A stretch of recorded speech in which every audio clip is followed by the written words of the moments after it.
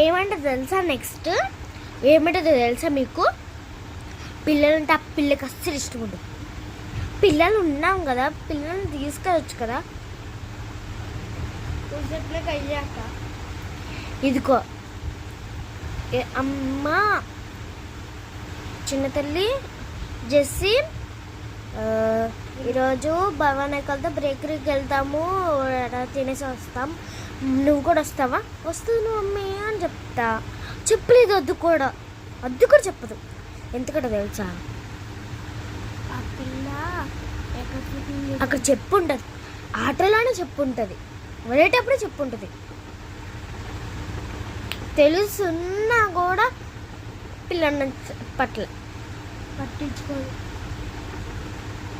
మళ్ళీ ఎంతో టార్చర్ పెడుతుంది. ఊకుగా ఆ పిల్లని తిట్టకూడదు, కొట్టకూడదు, అంతే అమ్మ పని.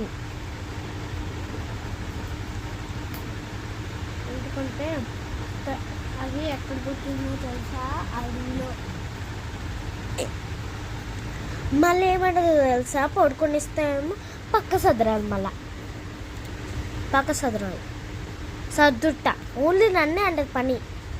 అది కొంచెమైనా పనులు అడిగిందా, అందుకే నేనంటే అవ్వలకి ఇష్టం ఉంటుంది.